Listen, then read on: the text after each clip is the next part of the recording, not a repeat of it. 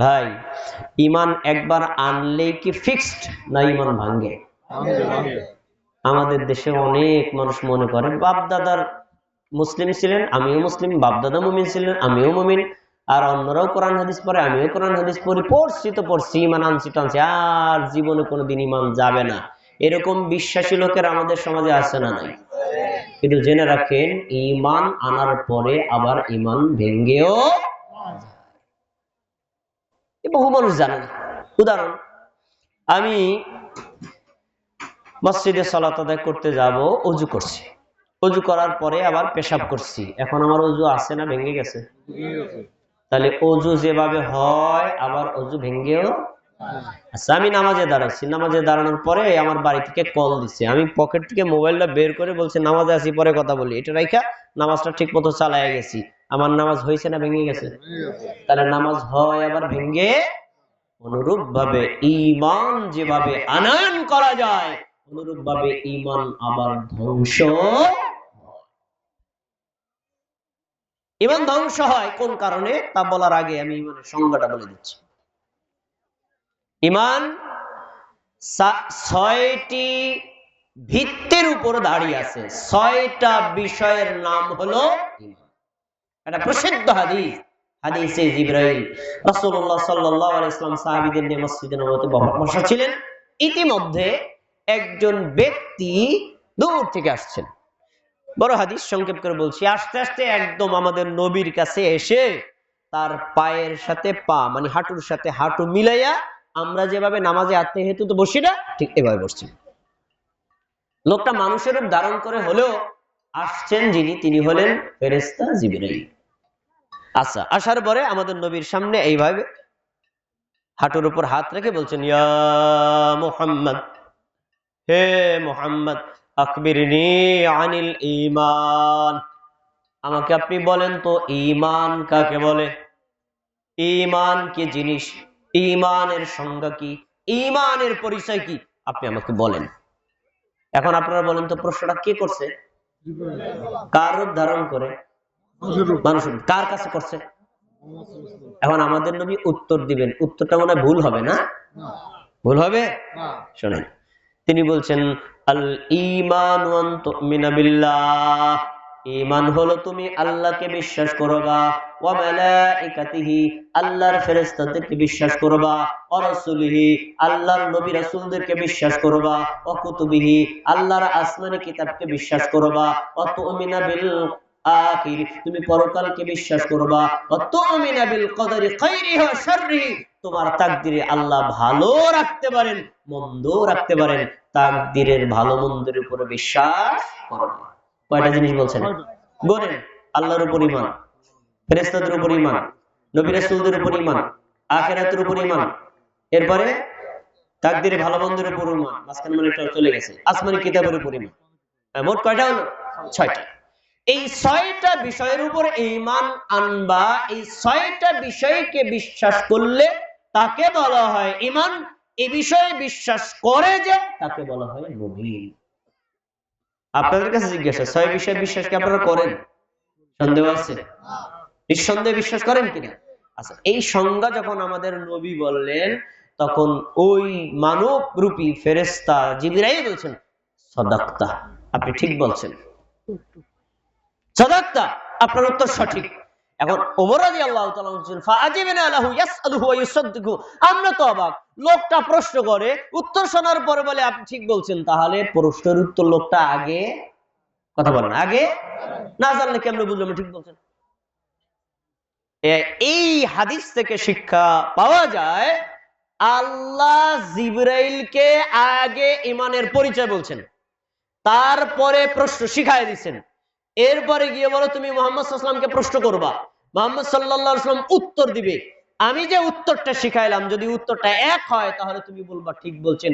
এই কথা দ্বারা উপস্থিত যারা শুনবে তারা ঈমানের পরিচয় পেয়ে যাবে। তাহলে ঈমানের সংজ্ঞা কয়টা জিনিসের সমন্বয়ের নাম? কথা বলেন, কয়টা জিনিসের সমন্বয়ের নাম? 6টা জিনিসের সমন্বয়ের নাম।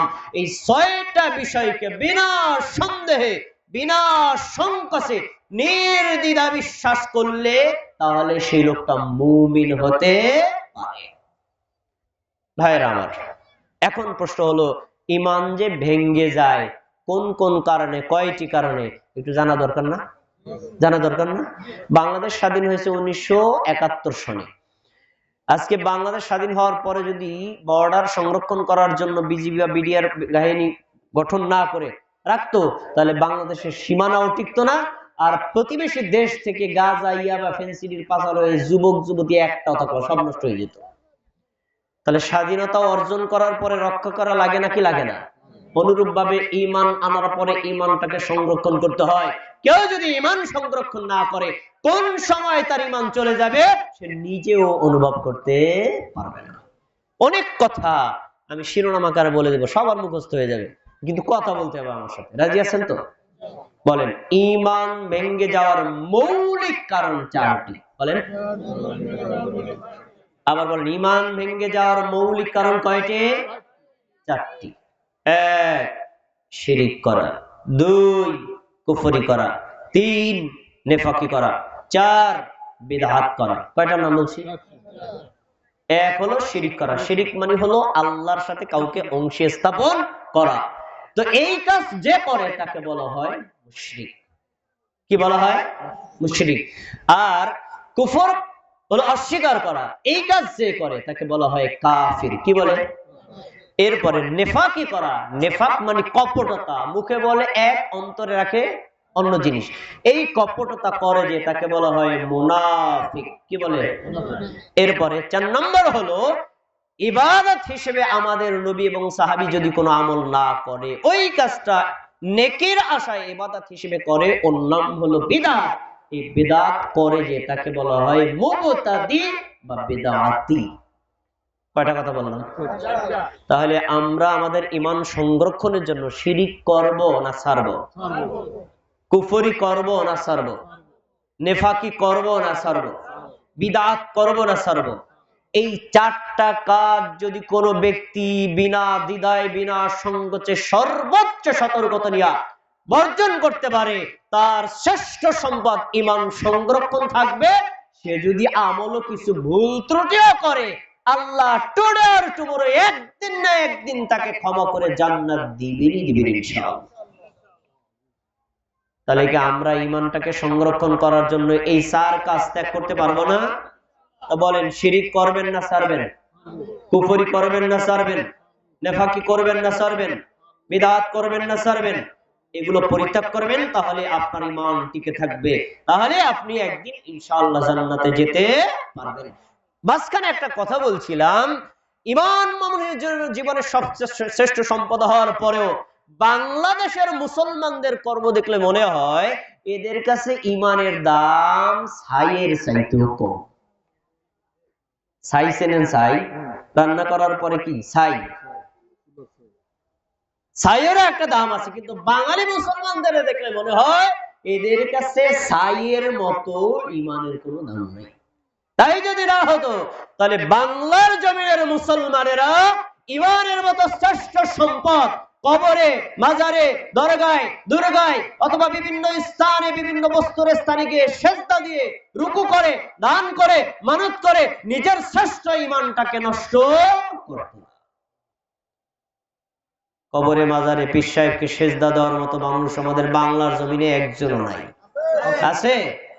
তারা নিজের আবার দাবি করে মুমিন, অথচ এই সেজদা, এই রুকু, এই দান, এই মানত, এগুলো হলো ইবাদত। এক আল্লাহ ছাড়া গায়রুল্লাহর কাউকে দেওয়া যায় না। যদি দেয় তাহলে তার ঈমান থাকে না।